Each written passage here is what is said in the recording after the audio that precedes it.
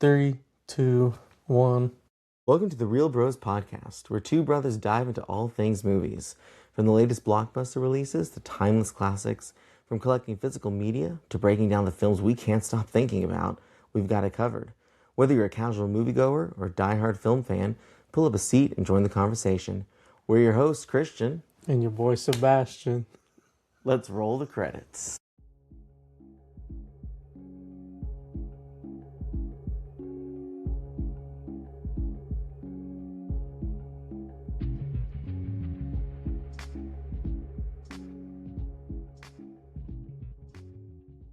Hey, Sebastian. What's up, bro? Oh my gosh. You're so nervous for this, aren't you? A little bit. I don't know. Kind of. I got you for this. Well, as you said, or as we said in that introduction, we are the Real Bros. We're real brothers here. I'm Christian. This is my little brother, Sebastian. We're talking about movies. I mean, it's something that I think that we I ain't gonna lie, just to break the ice, your feet stink. You bastard! He got his dog all up in my nostril. Oh my god! But anyways. Who are you, Sebastian, to me? You're my brother. You're my little big brother. I'm your older brother. You're my older brother. I'm shorter than you. A little bit, yeah. We've bonded over movies. Since we've met. Yeah, we have. We've Yeah. bonded over. A lot of people out there are probably going to be like, what do you mean when they met? But we'll talk about that eventually. It's kind of a movie in and of itself, I would think. We'll get around to that. We'll get around to it. Also, if we sound super tired, I will say we are recording at 3 in the morning. We just got finished watching a movie, and it's one that Sebastian wanted to watch in honor of what? Disclosure Day. Tomorrow. Yeah. Or today. Today, yeah. We're Later seeing tonight. it later tonight, like 10:30 at night. So we'll be out late watching that. But yeah, Sebastian, I'm going to have you introduce the movie because you're the one who picked it for the night. We were originally going to watch something else. Did you not just say it?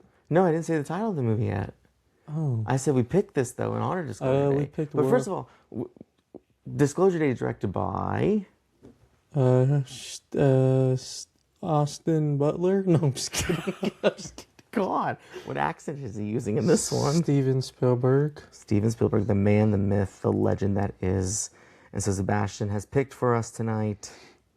War of the Worlds. War of the Worlds. By Steven Spielberg. From 2005 when Almost 20 plus years ago. Yeah, right? I was 11 years old when this movie came out. How old are you? I was... Well, what month did it come out? June. So I was 8. We wanted to watch this, because Spielberg's new movie, Disclosure Day, is more than likely about aliens. I mean, we're kind of Everybody's seen the trailer. positive If you didn't, about then that, what are yeah. you doing? But this is not the type of aliens, though, that Spielberg has been known for. I mean, in most cases, his alien movies are kind of a gentle alien. I mean, we both watched E.T. Yeah. A few nights ago. It was good. I got to experience it with him. It's one of my favorite movies. E.T., I mean, is honestly one of the greatest films ever made. It's a classic. It is. Sebastian actually got to see me cry during it.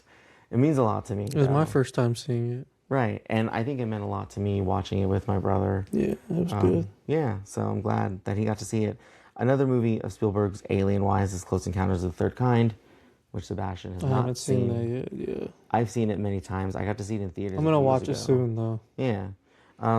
But it's also good. It's less cutesy, wrinkly E.T. and more the Is it as dark as this one? No, it's not. We should emphasize, this is not the Ice Cube movie from last year. That movie was not it. The fact that it's mostly about an Amazon delivery drone, too. Is that what it's about? Because I didn't finish it. Yeah, no. Well, because it's an Amazon movie. So, naturally, there are, Amazon drones in it. And then he finds his daughter through, her GPS tracking system. But at the same time, there's also aliens in the background. It's probably a good thing I didn't finish it. Yeah, it's not the best. But, yeah. I get back to Spielberg because, Spielberg and that masterpiece that he is with all his movies. War of the Worlds. I'm going to give us a little plot synopsis. I hope that I wrote this okay. Cool. Because honestly, folks, you've had 21 years to watch this movie. And if you haven't seen it by now, Spoilers ahead. Sorry. spoilers ahead. Not sorry. Based on the novel by H.G. Wells, War of the Worlds is the ultimate alien invasion movie. There's no sense of comedy in this, like Independence Day, and the aliens aren't wrinkly creatures who enjoy the taste of Reese's Pieces. These aliens are out for pure chaos, destruction, and blood. You wrote this? I did. Is this when you typed it all fast before the movie started? Yeah. Wow. Yeah. Impressive. Thank you. Ray, played by Tom Cruise, is a crane operator on the New York City, I think it's New York City, but New York City docks. Divorced, he gets the kids for the weekend, much to the chagrin of his ex-wife, played by Miranda Otto. He has a moody teenager, Robbie, Justin Chatwin, and independent little, I think she's about 10, Rachel, played by the young Dakota Fanning, and they are his estranged children. Later, a freak lightning storm causes a massive EMP that instantly disables all electronics. As Ray investigates, massive alien tripods emerge from the ground and all hell breaks loose. Here, these tripods, which end up being our alien foes, begin their attack. Ray, in the aftermath, has to lead his family to safety, choosing Boston, where his ex-wife is heading, to take the kids in hopes of surviving the invasion. Along the way, the family is tested not just with the terror that the alien tripods bring about, but by the terror of humanity and the limits of what ordinary people can do in a time of mass panic. Spielberg doesn't hold back at the sheer terror that the aliens bring to Earth, giving audiences for over 20 years the feeling of dread and despair. As an audience member, we only wish that E.T. were the aliens here. You really putting that that degree to work. Right. Thank you. Yes. I mean, that and the whole, I write movie reviews on the side too, I guess. That's crazy. That was good. Thank you. Appreciate that. But yeah, no, that's our little plot synopsis. Sebastian, to start us out on what you thought about this movie. Because again, we've both seen this. It was crazy. What'd you like about it? I remember seeing it when I was a kid, and it was so scary to watch. I think especially for me, the scene where you actually get to see the aliens. I mean, you got to see me tonight. I was under the covers covering my eyes. Yeah, that was... Well, I just picture it when I was a kid, just like how scary it was. But seeing it now, it's obviously not that scary, but you obviously were scared. I mean, but also we're sitting in a dark basement, and that whole scene's taking place. It's the best way to watch movies, though. Something that we both noticed from this movie, a lot of 9/11 references, which, did you get that at first before I even said something about it? No. I didn't even yeah, so think. almost, well, so a lot of what I've known from this is that Spielberg had a lot of uncertainty after 9/11, to where this is really the response to that. And I think the biggest thing is the first destruction that Tom Cruise witnesses, especially with like all the dust that he has to take off of him. Mm-hmm. Because if you watch 9/11 footage, there's, the people running and then the towers falling, and all the dust and stuff. I mean, it makes sense. Yeah, and then, just like everything that the tripods go about destroying anyway.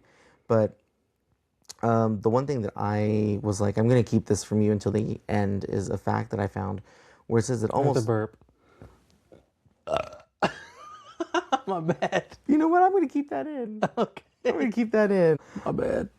Excuse me. The thing I was going to keep from you, and I'm telling you now, is almost all shots, especially during the tripod attacks, were filmed with the camera set on the person's eye level, imitating an individual's point of view in order to heighten the personal experience. And that comes from, I guess, the footage of people filming like the actual events of 9/11 with the Twin Towers from the handheld cameras and everything. So why did he have so much reference to 9/11? Well, this is his response to it, and like his fear and uncertainty of what was happening with the state of the world too. This movie was? This movie is, yeah. And I know it takes place 3-4 years afterwards. He was making it in 2004. So at that point, we're already in the Middle East? Yeah, we're already in the Middle East at that time.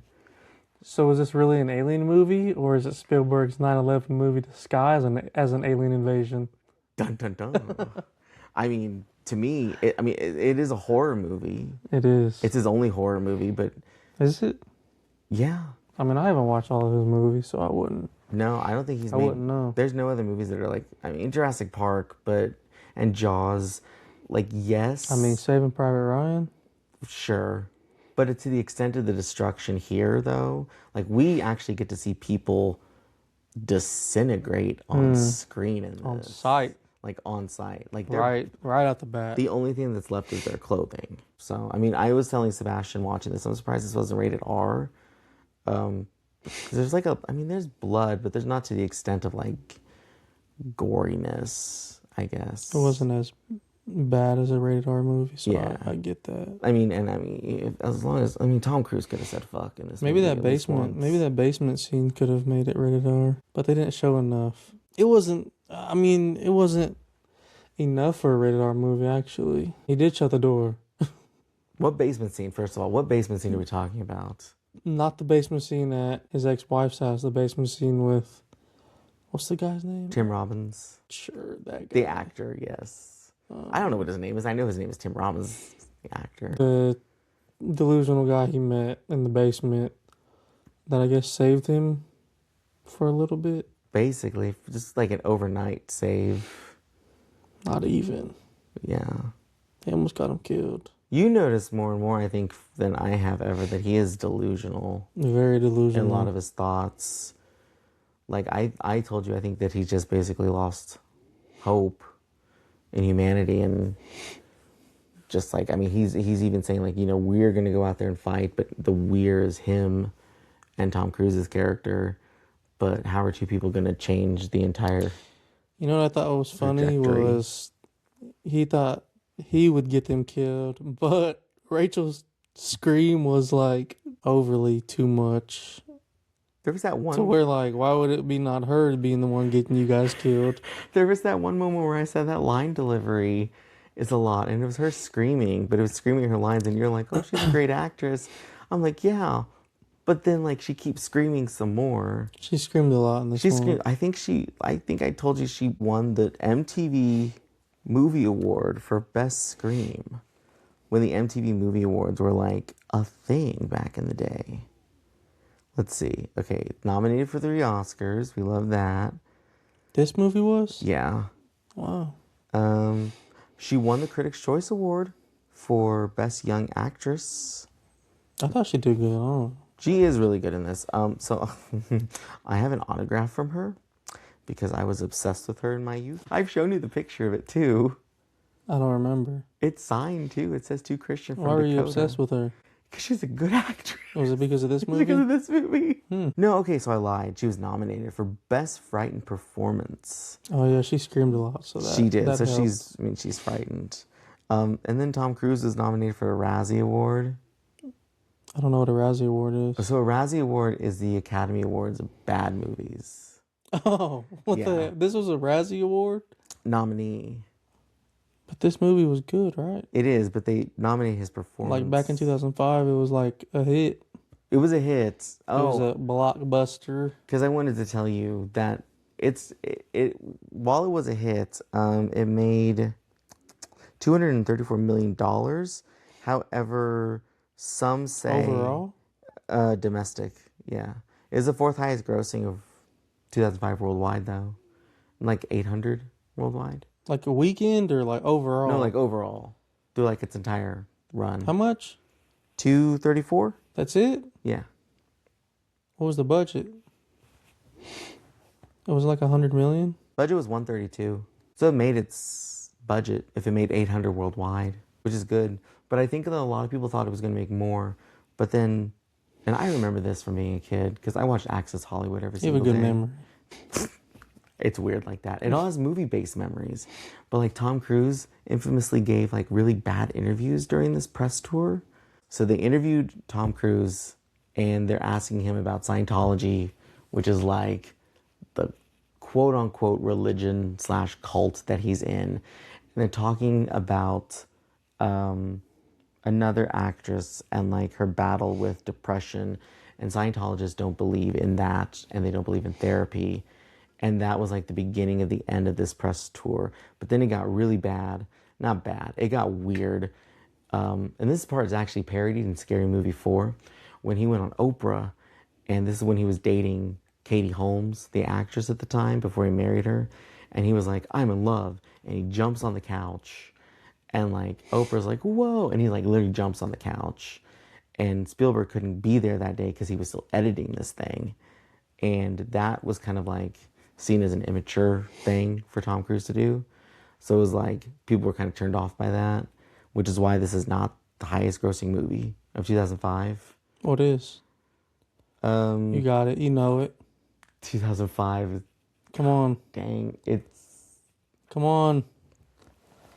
I'm going to look it up. I want to say it's Revenge of the Sith, but I feel like I'm wrong. I'm looking it up. Oh my God, he's going to look it up. It was... You love this movie. Is it? It's a series. It's a franchise. Oh, is it Goblet of Fire? Yes. It's Goblet of Fire. Okay. It's Goblet of Fire. I mean... But I mean... That's one of the best Harry Potters. But like, anyways. For a Tom Cruise movie, though, like 234 it's decent. That's not bad. For a Spielberg movie, that's pretty good. I mean, I'm probably far-reaching, but I don't remember a time in the past 10 years that a Spielberg movie has made that amount of money anymore. I mean, to be honest, before meeting you, I never really understood any of that. Oh, like box office stuff? Yeah. Like, it's weird that movies hinge on the success of their box office. And, like, I told you that the budget for this was, like, it's 132, but if it made 234 and then made about 800 or so worldwide, you have to factor in how much they had to pay Tom Cruise, how much they had to pay the crew, how much the advertisements went out there. Like, I told you that there was a Super Bowl ad. Yeah. Super Bowl ads are not cheap. No, they're and especially expensive. for one. I'm sure they weren't that as much as they are now. Back in Right, but especially for one that this was, because it was like the bridge being blown up. Because I remember that. Good memory. And that got me to want to see this movie because I was like, "What the fuck is happening?" And then it led me on my Spielberg journey. Because this is around the time I got my Spielberg journey going on. Is this one of his best movies? I think so. Really? I think for me it is. I think it's like top 5. And how many Alien movies does he have? He has... Is he known for Alien movies? So that's the weird thing. So Scorsese, we're going to bring up his friend Scorsese. Scorsese is known for gangster movies. Mm-hmm. But Scorsese has only made 4 gangster movies, roughly. Spielberg is known for Alien movies. But as of Disclosure Day will be his 4th. So he's made Close Encounters, E.T., this, War of the Worlds, and Disclosure Day. But everybody knows him for basically... So is the AI movie not Alien movie? No, that's robots. Yeah, which AI is also a really good movie too. Yeah, that's a movie I want to get into. Going back to Schindler's List, like 93, I think that you're appreciating this guy more and more. But the cinematographer, sorry if I'm butchering the name. I literally listened to a podcast the other day. Kaminsky? It's Kaminsky, but his first name, I always say Janus, but Spielberg says it's something totally different. So for now, we'll just say Kaminsky. He's been his cinematographer. Janus? Yeah. He's been his cinematographer since Schindler's List in 93. He kind of looks like you. Like me? Holy shit. Who else did you say I looked like last week? Guillermo? Yeah. Del Toro? Is that still your contact photo of me? Yeah, but this might be my new one. No. You look like me. Okay, I guess you're right. Thank you. But you look like... We're an audio podcast, but y'all, he looks like me. Janus. What did you notice about the cinematography in this? Because you told me, like, right before we started. The haziness of the beginning of it. Mm-hmm. I thought it was pretty cool. But then I read that it's kind of their signature, Kaminsky and Spielberg, and they've had it like in other films. I used to actually not like his cinematography. Whose? Kaminsky's. Why? Because I didn't like the hazy shadow effect of things. You don't like that? I didn't. I think it was only when... What movie? West Side Story, which is 2021. Never seen it. With Kaminsky, I looked up that one of the things he uses oil lamps, and I looked up what an oil lamp was, and it's quite literally what... I mean, have you been to Cracker Barrel ever? It's the oil lamps at Cracker Barrel? Like the oil lamps at Cracker Barrel. to like light this thing. Also Coleman lamps. I don't know. Are you a camper? No, but Like, I know what that is. yeah, like the lights that you would use to go camping. Yeah. Like that's kind of He cool. uses those for what? For this. For what? It's like to light the movie, and then What do you mean, like the movie? to like light the movie to show light sources. Like a lot of this movie is set in the dark. So at night he'll use the Coleman lamps and The oil lamps. oil lamps. Yeah. He'll also use, because I looked it up, a like something as simple as a flashlight, which makes sense, especially in the basement scenes, because they're in the dark and all that. But I think the only brightest light in this is when they're in their mom's house after they leave. That's one of my favorite scenes. When he's making the peanut butter. Because it just seems like everything's okay. Yeah. The peanut butter and jelly scene, I love it. Which I'm like, dude, there's a refrigerator right there. You could just open it. I love PB&J's. But she's allergic to PB&J. She's allergic to peanut butter. Since when? Birth. Again. Oh, Distant Dad. That's the one thing I keep forgetting to tell you. Distant Dad is a Spielberg trope.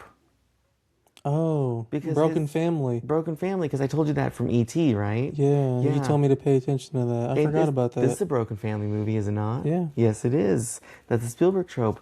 Talk about Georgia. Robbie. Sorry. Talk about It's Robbie. a different one. Talk about Robbie. Talk about his son. Like, what did you notice with him? Oh, it like scene where they're on that little hill, and he's like fighting and arguing with his dad, like, or he's arguing and fighting with his dad. Like, he just wants to see it. He has to go. He wants to be a part of it. It just reminded me of, not reminded me, but it signified. I'm sure it signified people wanting to go to Iraq to fight for our country after 9/11. Mm. So yeah, that's what I noticed. Well, it makes sense too. I mean, he's a young guy. He's a kid in this. I mean, he says he doesn't even have his license. So he's probably 15, 16 or so. I actually read that this became one of the first major alien invasion films to reflect a post 9/11 America. The aliens aren't just monsters. They represent the fear that nowhere is safe anymore. I mean, I told you, and I noticed this the first time tonight, is that we don't see the destruction of, like, A lot. Statue of Liberty, like your standard things. Like New York. New York, yeah. We don't see the destruction of It's that. just like a documentary of just that family alone. Yeah. Because there's even let me use that word, the juxtaposition. It's a cool word. It is. I like that word. Of when they're in the car and their car is getting basically overrun and taken by just like all these people and stuff. That scene scared me as a kid. Yeah. Why? People turning on people Yeah. when there's aliens. I mean, and it's a car that's going to fit maybe 10 people. They 10 said people. 10 people. Yeah, 10 people at most, but there's 100 of them surrounding this car. Hundreds. And, I mean, guns are drawn and everything. Somebody is killed. In a non-open carry state. Everyone's like, whoa, man, wait a minute. But, I mean, somebody is killed in that scene, too. Yeah. But you have that, and then later on, Face shot. when they're actually in, like, I think they're called the cylinders. I think that's what it's called. But, like, the cage. Cage of Doom. The cage of doom. And then he's getting taken up through the booty hole. Yeah. Because I have to call it that. Oh, when he found those grenades. Yeah, but people are helping him now. It's like they weren't helping him in the beginning, and now they're like... And that's a juxtaposition. Yeah. There you go. Humanity's gaining a little bit of hope. I mean, yes, they see he has grenades. Maybe they'll do something. But things start turning around after that. They turn around pretty quick, too. They do, because we measured this. We estimated this is about... 4 days. Yeah. Maybe a week. Maybe we didn't get to see some of it, but we seen most of it. Maybe. I don't know. See, I don't know how much time passes in the basement the second time with the guy, with Tim Robbins' character. Maybe 2 days. Yeah. So like 4 or 5, possibly a week, because we don't know how long it takes him and her to get to Boston. Because there's a time frame there. Because, I mean, if they're walking on foot, it's going to take them a minute too. And to the amount that they're walking, like he's having to carry her most Maybe of it the was way. about a month. I want to look it up. I know, it's a curious thing to talk about. Holy shit, we were right. 4 days. It is 4 days. Oh, cool. So them aliens weren't about shit. They were 4 days and they were done. And that was it. There's also things you're supposed to remind me about the train. Why was it so significant? When you watch The Fabelmans, you'll understand more. Spielberg's first movie he ever saw was The Greatest Show on Earth. It is a movie about the circus. In that movie, there's a train sequence where the train derails, and it's a train derailment, so it is a really good scene. The movie itself is okay, but the train scene itself impacted him so much, and that being his favorite movie. There's a lot of his movies that have train sequences where it's not like a happy Can go you name lucky some train. of them? I mean, other than this one, and then you said Disclosure Day, I mean, just off the top of my head. But when you watch The Fabelmans, like there's a full sequence of Spielberg's character of him as a child, like setting up a camera and filming his own train destruction sequences and stuff. Yeah, but like that's a super important thing. As is, and I noticed it in this movie only because I watched a clip from The Fabelmans this morning of horizon lines and where to find the horizon line. Wait, what's that? Horizon line is in film generally refers to the cinematic camera technique that establishes eye level and visual balance within a frame. So that's a big deal for him to do. I noticed it tonight. It's right before Rachel gets taken up into the actual tripod, and he's looking through like a hole that's busted through the window, and it's just her, like her figure there and stuff. And I was like, oh, horizon line. I think once you see The Fabelmans and you get to know more about Spielberg, and this is for anybody listening too, Yeah. like you'll pick up on more of the things, the motifs, which are like the consistent things that you'll see in Spielberg movies. The biggest one too being the distant family and the Spielberg stare. There's a lot of Spielberg staring in this. When she was in the basement? Yeah. And it's mostly from her too. And you said that was a trailer? Yeah. I remember that. That was like one of the trailers because I was freaked out because like the panic in his voice. And it's basically, you're going to close your eyes. You're going to hold on to me. You're going to look at me. Don't look anywhere else. And I automatically knew. I was like, oh shit, this is going to be something good. So what were some of your favorite scenes in that movie? I like, as much as I hate watching it, I do like the alien scene because it is scary as fuck. The reveal. The reveal of it, yes. So the reveal, I remember as a kid, and it still gets to me. These look like the Independence Day aliens. Oh, yeah, they do. They do, and it's their head shape, really. Oh, this is why I looked up juxtaposition. Juxtaposition. It was a real lesson on Instagram. I'm getting into this stuff, man. I'm so happy. See, Thanks. because I remember when I first met you, one of your things you told me was like, I'm into movies too. Yeah, I like movies. Probably not as much as you, obviously. I think this year I watched the most movies so far. Ever. Anything else you liked about this? Why was the alien scene so tough for you to watch? It's creepy. I mean, not really. It's kind of cool. Okay, but figure, like I said, a lot of my, well, you've now known this in the time you've known me, but like a lot of my memories flashing back from childhood, again, being movie-based, like I remember being in the theater and not knowing that the alien is going to reveal itself like, basically it's a jump scare. Like it is a jump scare. And me being, when he hits the girl in the chair and she's like... Yeah. And me being... And she goes into straight shock. Like 11? I was 11 years old at the time. I was like, oh, yeah. Again, good memory. Yeah, it was scary. Like, I don't know. And it's still scary to me. Like, alien movies scare me. So you gonna be scared tomorrow? No. Because I think Disclosure Day is going to be more close to Close Encounters. But yeah, I don't know. Another favorite scene in this, I think after tonight, is the plane scene. The Boeing. It's mostly the basement scene of it too, with the lights flashing of the blue of like what's going on. And you can hear the engine roar. Yeah. And then I told you I've been there to the plane location too, which is, it's cool that that's still in existence. Yeah, that's awesome. What about you? The scenes I like, Yeah. the PB&J scene is my favorite. I don't know why. I just really like that scene. Yeah. I don't know why. Well, you said that it's like there's a sense of everything's okay. Everything's okay. Well, if you think about it too, like their power is on in that house. When they were leaving New York, they didn't have any power because of the EMP. Yeah. Maybe it was like how Magnetic fast he pulse. made that PB&J. Yeah. And then she's all, I'm allergic to peanut butter. Like, Well, it's like the delivery of it too. He's like, "You want to see me deal?" He's like, "One for you, one for you, one for you, one for you, one for he me, was in one for the house." straight panic mode, making the PB&Js. And they're just looking at him like this guy, like this, quite literally this loser of a dad. So what were the red weeds? Oh yeah, you asked about that. So I looked it up. So the red weed, as far as what I know, is them terraforming the world. Terraforming means like they're putting in their native plant species, and they're going to make the world take over. That way that they can live and thrive and stuff. The blood from humans, because they harvested our blood, is the fertilizer, which makes it red.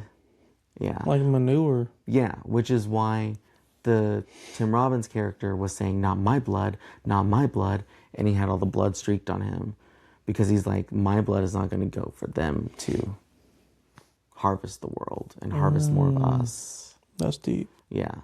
Like, I think the aliens' ultimate goal into this was to enslave humanity, but to use them as food, essentially. Take over. Yeah. But I mean, they didn't know, they being the aliens, like, didn't know that the world would fuck them up. I think the other scene I liked the most was the birds. Oh, that were on the tripod? And they made like the loud noise. He's like, the birds. But they can't hear you. So what's your rating on this? This is a 5-star movie. Not bad. Yeah. I think it always has been too. Just because I'm like the excitement of it. I would say 4 for me. It was really good. I just don't think it was a 5-star. And you've seen it before too, right? Yeah, I've seen it a lot of times. I think that I just like, I don't know. I think it's exciting for a Spielberg movie. I think it's something totally different. Like I said, it's not a happy movie. I mean, a lot of his movies aren't dark. A lot of his movies aren't happy, but this is very dark. I mean, very dark. For an alien movie too. Yeah, it's creepy. Like I said in the intro, this is not like Independence Day where we have, first of all, you've seen Independence Day, yeah? Plenty of times. Where we have like Randy Quaid going, "Hello boys, I'm back. It's War of the Worlds." It's a good film. Oh, Pre-disclosure day. The ending. So when they make it back to Boston, and the two grandparents. Oh yeah, you wanted to talk about this? Yes. So those two grandparents are actually the original two leads from the OG 1953 movie. So the plot, is it like kind of the same? So that plot is mostly set in Los Angeles. The quote-unquote tripods are little spaceships, like 80 inches.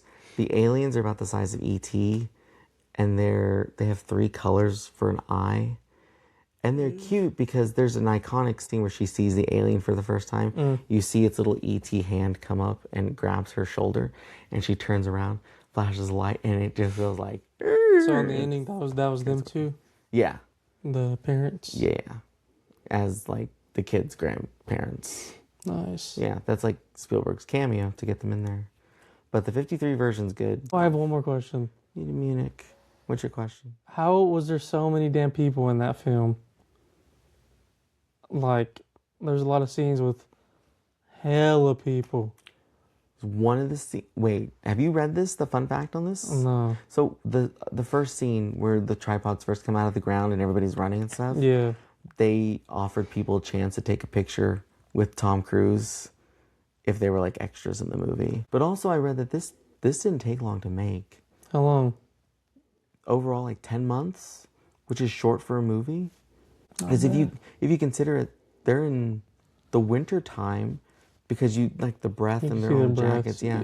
And there's pre-production too on it. So like I looked up that Spielberg was doing the pre-production in terms of getting the special effects even before shooting most of it. There's a lot of CGI. There is, but a lot of it I guess is miniatures too. Really? Yeah. That's the power of it. Oh, it looks like a lot of CGI. So when you talk about the screenplay, The writers on it were Josh Friedman and David Koepp, David Koepp, Disclosure Day writer. Oh, really? Yeah, so he's worked with him before. He also wrote Jurassic Park. So he stays with a lot of people then. Yeah. Same crew. That's what I listened to on a podcast the other day, is like he likes staying with the same people because you get to be trusting with them. Yeah, that's cool. Like this is John Williams doing the score yet again. That was a scary ass score. I think one of his scariest.